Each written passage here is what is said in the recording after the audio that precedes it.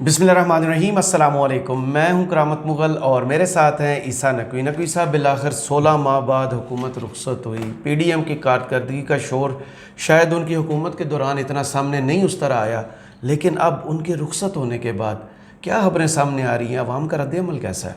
देखिए, आपको याद है कि जो तहरीक इंसाफ के सपोर्टर्स वोटर्स पीटीआई के वर्कर्स जो थे वो एक बड़ी बात लिखा करते थे जी। कोई भी बड़ी डेवलपमेंट होती थी, कोई ख़बर आती थी या कहीं पर बाई इलेक्शन जीत जाते थे, कोई और अचीवमेंट हो जाती थी तो वो खान साहब की तस्वीर लगाते थे, इमरान खान की, और उसके ऊपर लिखा करते थे कमेंट के कोई पूछे तो कहना खान आया था।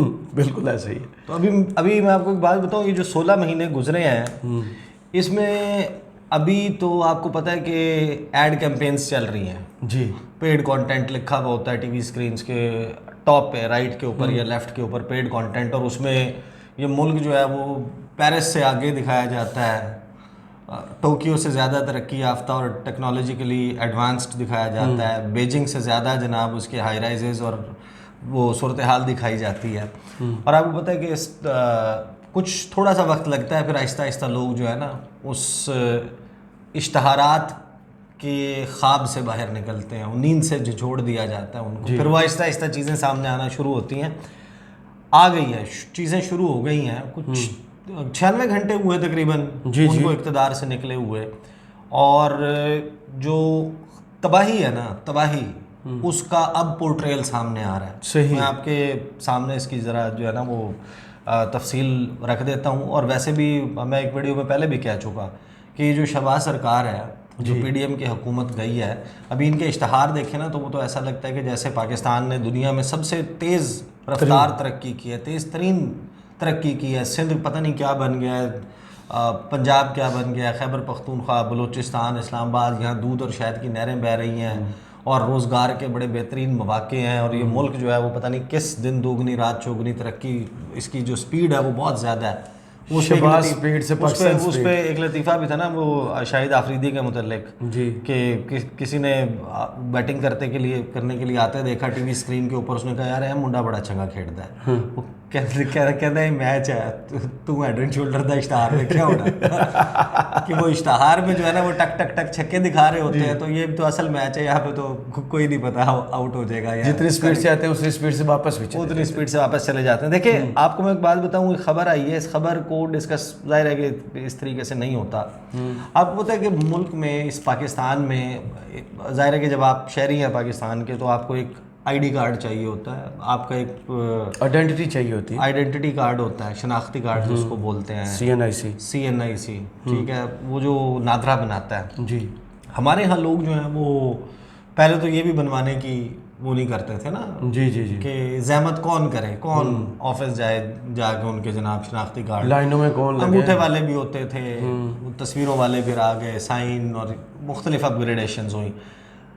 ये बनना कब शुरू हुए थे? ये बनना ऐसे शुरू हुए थे कि जब आपने बैंकिंग को इससे कनेक्ट कर दिया, आपका दाखिला, आपकी नौकरी, हर चीज़ जनाब इससे हो गई। आपके छोटे छोटे काम पर लोगों ने जाहिर है कि अपने आपको कंपल्सरी कर दिया बहुत सारी चीज़ों के कमेटियों में जी। अच्छा, लोग अभी भी अपनी शनाख्त के लिए जो डॉक्यूमेंट इस्तेमाल करते हैं वो आईडी कार्ड ही है। बिल्कुल ऐसे ही है। पासपोर्ट महंगा बनता है और पासपोर्ट सिर्फ उस वक्त बनवाया जाता है जिस वक्त आपने पाकिस्तान से बाहर ट्रैवल करना हो। बिल्कुल ऐसे। कोई भी शख्स इस मकसद के लिए कि उसने पाकिस्तान, उसका जाने का कोई मंसूबा ना हो बाहर, और वो पासपोर्ट बनवाए, ऐसा नहीं होता। बड़े रेयर केसेस में कोई होगा जो लोग एक ख़ास क्लास से ताल्लुक़ रखते हैं कि जिनके जहन में ये होता है कि किसी भी वक्त बाहर जाना पड़ सकता है, सही, ट्रैवल करना पड़ सकता है, लेकिन मकसद एक ही है, मुल्क से बाहर मकसद एक ही है कि आपने ट्रैवल आउट करना है तो उसके लिए आपको पासपोर्ट दरकार है। अब ये खबर मैं आपको बताता हूँ, और कोई पूछे तो कहना शहबाज आया था। ये एक लिस्ट रखी हुई है मेरे पास, ये लिस्ट मैं आपको बताऊंगा अप्रैल 2022 में कहाँ खड़ा था और अगस्त 2023 में कहाँ खड़े हैं हम। ये लिस्ट आपकी आंखें जो है ना वो बाहर आ जाएंगी जो आप देखेंगे कि ये 16 महीने के बाद कायदे आज़म सानी बता रहे हैं शहबाज शरीफ साहब को, तो वो एग्जैक्टली क्या करके गए हैं, उनकी कारकर्दगी ये इन 2 सफ़ात में है। खबर सुने जनाब, पासपोर्ट बनवाने वालों की तादाद में गैर मामूली इजाफा, मुल्क भर में फराहमी ताख़ीर का शिकार। जब आप नंबर सुनेंगे ना राम मुगल साहब, आप सर पकड़ लेंगे। सही। कराची समेत मुल्क भर में पासपोर्ट डिलीवरी में 1 माह से ज़ायद की ताख़ीर के बाइस उम्रा ज़ायरीन और मुलाजमत के लिए जाने वालों को मुश्किलात का सामना है। पासपोर्ट डिलीवरी में गैर मामूली ताख़ीर पर शहरियों की जानिब से बताया जा रहा है कि नॉर्मल पासपोर्ट डिलीवरी 10 दिन के बजाय 30, अर्जेंट पासपोर्ट डिलीवरी 5 के बजाय 15 रोज़ और फास्ट ट्रैक के ज़रिए पासपोर्ट डिलीवरी भी 2 यौम के बजाय 5 दिन से ज़ायद दिनों में की जा रही है। अब इसकी वजह क्या है?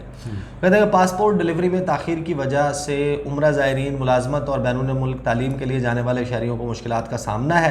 इंतज़ामी ज़राए के मुताबिक पासपोर्ट डिलीवरी में ताख़ीर की वजह पासपोर्ट दरख्वास्त गुजारों की तादाद में गैर मामूली इजाफा है। रोज़ाना की बुनियाद पर दरख्वास्तों की तादाद 24 से 26 हज़ार जो कि होती थी, उससे तजावुज़ करके बढ़ के 40 हज़ार तक हो गई है। ज़राए का कहना है कि पासपोर्ट फराहमी में ताख़ीर दूर करने के लिए अब जो प्रिंटिंग है उसको बग़ैर तातील के 24 घंटे उसका दौरानिया कर दिया। 24 घंटे पासपोर्ट छप रहे हैं। इस मुल्क में 40 हज़ार बंदा रोज़ाना अगर पासपोर्ट बनवा रहा है, 40 हज़ार का मतलब है 10 दिन में 4 लाख जी। एक महीने के अगर 30 दिन हो औसतन 12 लाख बंदा हर महीने प्लान कर रहा है कि हमने इस मुल्क से जाना है। सही। आप अंदाज़ा लगाएं कि एक साल में या 10 माह में ये 1 करोड़ 20 लाख बंदा बनता है। और जो आदादो शुमार है, लोग मुल्क क्यों छोड़ के जाते हैं, कोई अपना वतन क्यों छोड़ के जाता है? सही। आप मुझे बताएं कि आपको पता है दीन का हिस्सा है वतन से मोहब्बत जी, मुल्क से मोहब्बत। जहाँ आप रहते हैं आपकी उनसियत हो जाती है उन चौकों चौराहों से, उन पत्थरों से, उन दरख्तों से जहाँ आपने अपना बचपन जिन गलियों में खेलते हुए गुजारा होता है, वो आप नहीं छोड़ते। मुआशी मसला वाहिद सबसे बड़ा मसला होता है जिसकी वजह से आप हिजरत करते हैं। सही। और हिजरत आपको पता है कि तकलीफ़ दे हमारे, ठीक है। आपको जब अपना वतन छोड़ना पड़े, आपको घर बार, रिश्तेदार, दोस्त, बचपन की याददाश्तें ये छोड़ना पड़े, ये कितना मुश्किल प्रोसेस होता है। हम खुद इकोनॉमिक माइग्रेंट हैं। मैं ये नहीं कि जनूबी पंजाब में आज मुझे वो जो मेरा काम है, जो मेरी एक्सपर्टीज़ है, जो मेरी तालीम है, उसके मुताबिक वो मौजूद नहीं है मेरे पास कि मैं उन ऑप्शंस की जॉब्स के ऊपर जा सकूं। तो लिहाजा मैं माइग्रेट करके किसी ऐसे शहर आ जाता हूँ। This is called rapid urbanisation जो हो रही है इस मुल्क में। रूरल एरिया से लोग रुख कर रहे हैं, शहर ना तालीम होती है, ना अब सेहत की होते हैं, ना ही जॉब्स होती हैं। ये लिटमस टेस्ट है। इस वक्त जेरीज जब ये ऐलान करता है कि हमारे पास वीज़ा एप्लीकेंट्स का प्रेशर इतना बढ़ गया है कि हम एप्लीकेशंस कंट्रोल नहीं कर पा रहे हैं पाकिस्तान में, और हम इस्लामाबाद F10 में वीज़ा टावर खोलने जा रहे हैं। सही। और हमारे पास जो पाकिस्तान से बाहर जाने वालों का डाटा है, जब से PDM आई है, 12,30,000, अनप्रेसिडेंटेड। कभी भी इतनी बड़ी तादाद में लोग पाकिस्तान से बाहर नहीं गए। उसकी वजह यह है कि वो ग्रीनर पास्चर्स, सब्ज चरागाहें, अच्छा मईशत को ढूंढ रहे हैं, अच्छे लॉ एंड ऑर्डर को, जहाँ पर वो अपने बच्चों का मुस्तकबिल बना सकें। तो ये 16 महीने की कारकर्दगी आपकी बताने के लिए काफ़ी है कि आपने लोगों को मुल्क छोड़ने पर मजबूर कर दिया। जो कुछ आपने किया है, ये तो अब केयर टेकर सेटअप आएगा तो अल्लाह करे कि ये हालात स्टेबिलिटी की तरफ लेकर जाएं। जो आपने अगर कोई फैसिलिटेशन तो सिर्फ इलेक्शन बना दिया है, कोई आप करें, कोई कारोबार, कोई यहाँ पर कोई पहिया घूमे, कोई इन्वेस्टमेंट आए। इन्होंने तो बैठ के क्या किया, इलेक्शन ना करवाने के लिए जो बाहर से कोई कारोबार या यहाँ पर बैठा हुआ बिजनेसमैन कारोबार कर भी सकता था, इन्होंने क्या किया, इन्होंने जनाब मीडिया को लीक की सिक्योरिटी एडवाइजरीज के नवंबर में, क्योंकि खान साहब इधर आ रहे थे जलसा लेके रावलपिंडी। इन्होंने कहा कि रावलपिंडी में ISIS, ISKP, Daesh, al Qaeda, TTP के दहशतगर्द फिर रहे हैं। जब आप ये एडवाइजरियाँ लीक करेंगे मीडिया को, दुनिया से कोई खाक आएगा सरमायाकारी करने के लिए। जब आप कह रहे हो कि हमारे पास इलेक्शन करवाने के लिए सिक्योरिटी फोर्स अवेलेबल नहीं है और मुल्क इस वक्त दहशतगर्दी का शिकार है, और उसमें आप लिस्टें बना के दे रहे हो कि इतने हमले हुए हैं, तो कोई खाक आपके पास इन्वेस्टमेंट करेगा। जब आपने ये पूरी पिक्चर पोर्ट्रे की, ऑलरेडी एक ग्रे लिस्ट से मर के बाहर से निकला था पाकिस्तान FATF की, तो आपके पास कोई एक माहौल, उसको आपने कैश करना था, आपने उसे बिल्ड ऑन करने के बजाय बदतरीन सैलाब के दिनों में आप ये सब कुछ कर रहे थे। तो यहाँ पे सूरत हाल ये हुई है कि लोग 12,30,000 बंदा अगर आपके दौर में मुल्क छोड़ गया है, वो कौन थे?